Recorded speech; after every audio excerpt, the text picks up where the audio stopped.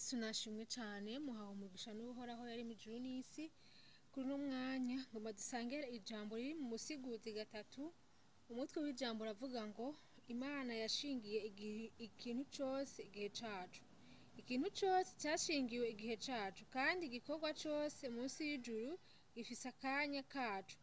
Hari igihe cyo kuvuka n'igihe cyo gupfa, igihe cyo gutera n'igihe cyo kurandura ivyatewe, igihe cyo kwica n'igihe cyo gukiza, igihe cyo gusambura n'igihe cyo kubaka, igihe cyo kurira n'igihe cyo gutwenga, igihe no kuboroga n'igihe cyo kuvyina, igihe cyo gushibura amabuye n'igihe cyo kurunda amabuye, igihe cyo kugumbirana n'igihe cyo kwirinda kugumbirana.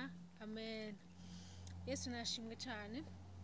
Iri jambo numvise no rivuga ko kuri no munsi ijambo ryiza ry'ikimazi, ni jambo abantu benshi badatahura, batazi kugendereza ibihe.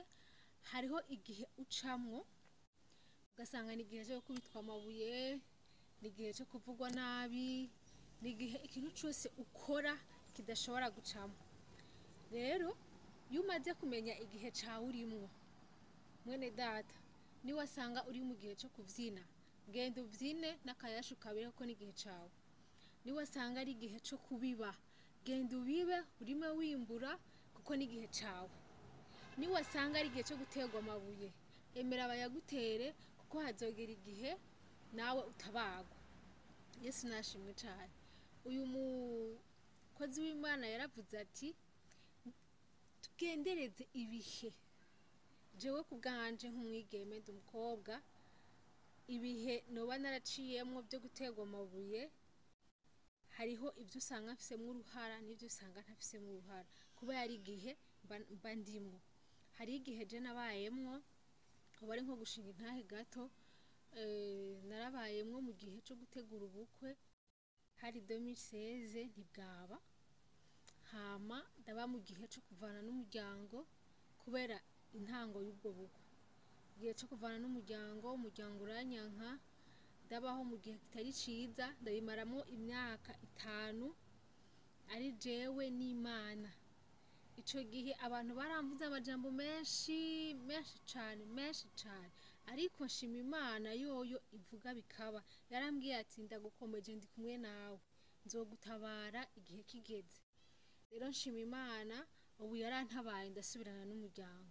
Rero igihe muri ico gihe nari mu gihe cyo guterwa amabuye, nari mu gihe umuryango wanyase, abagenzi banyase, inshuti zanyase, ku buryo iyo ntamenya yuko ndi mu gihe c'ishure ngo menye abantu abaribo, nari gusanga nasi Imana nanse n'abantu.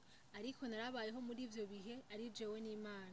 Rero nshima Imana ko yamfashije nkashobora kuva muri uwo mubabaro nari ndimwo wo gutabwa, abagenzi bakanta, umose akamvuga kuko ashatse, ariko ico Imana iba yaraguteguriye iyo gishitse kiraba.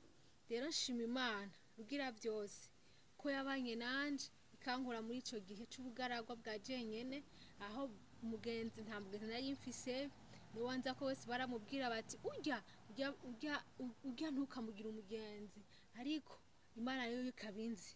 Nari mu ishure ry'Imana kugira iyi saha nzo kugushingira intahe y'ivyambayeko. Yesu nashimwe cane. Nshima Imana ko yamfashije ikankura muri ubwo bugaragwa, ikansubizana n'umuryango.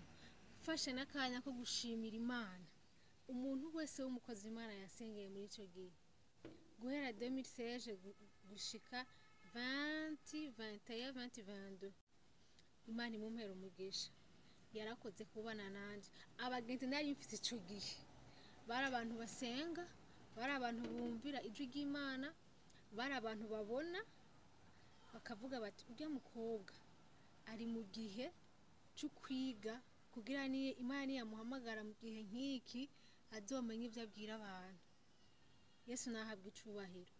Rero aho niyo ntamenya ko ndi mu gihe cy'uwanje c'ubugaragwa bwo kwiga, kugira mve mu muryango menye abantu abaribo, menye nti urya muntu nzomwitwarako gutya, urya nzomwitarako gutya. Sinari gushobora gushika kuri no saha ngo ndabaha ka video ndabashingira intahe.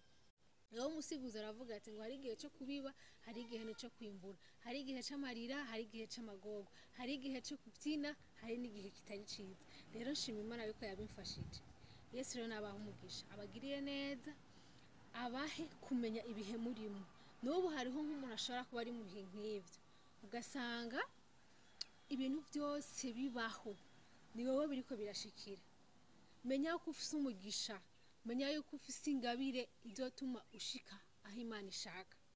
Hari igihe ushobora kuba ugenda n'amaguru, mugo umuntu wese akubonye akumva yo nagukubita, akumva utamuryohera, ugasanga nta kintu na kimwe ufise, mugabo umuntu wese akubonye akumva yo gutera amabuye.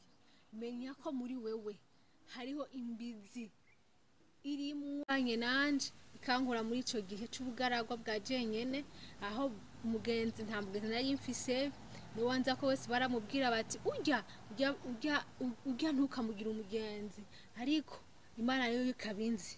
Nari mu ishure ry'Imana kugira iyi saha nzo kugushingira intahe ivyambayeko. Yesu nashimwe cyane. Shimye Imana ko yamfashije ikankura muri ubwo bugaragwa, ikansubizana n'umuryango.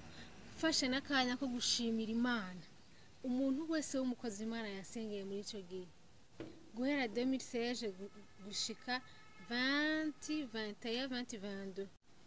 Imana imumpera umugisha, yarakoze kubana nanje. Abagenzi nari mfite ico gihe bari abantu basenga, bari abantu bumvira ijwi ry'Imana, bari abantu babona bakavuga bati urya mukobwa ari mu gihe cyo kwiga, kugira ni Imana yamuhamagara mu gihe nk'iki azomenye ivyo abwira abantu.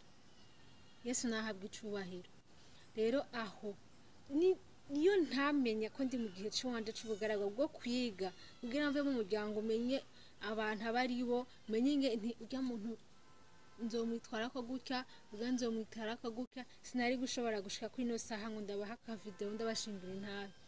Rero umusiguzi aravuga ati ngo hari igihe cyo kubiba, hari igihe cyo kwimbura, hari igihe c'amarira, hari igihe c'amagogo, hari igihe cyo kubyina, hari n'igihe kitari ciza. Rero nshima Imana yuko yabimfashije. Yesu rero nabaha umugisha, abagiriye neza, abahe kumenya ibihe murimo. N'ubu hariho nk'umuntu ashobora kuba ari mu bihe nk'ivyo, ugasanga ibintu byose bibaho ni wowe biriko birashikira. Menya ko ufise umugisha, menya yuko ufise ingabire izotuma ushika aho Imana ishaka. Hari igihe ushobora kuba ugenda n'amaguru, mugo umuntu wese akubonye akumva yo nagukubita, akumva utamuryohera, ugasanga nta kintu na kimwe ufise, mugabo umuntu wese akubonye akumva yo gutera amabuye.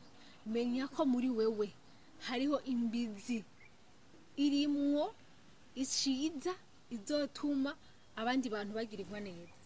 Yesu yabaho umugisha, abahezagire, abagiriye neza. Amen.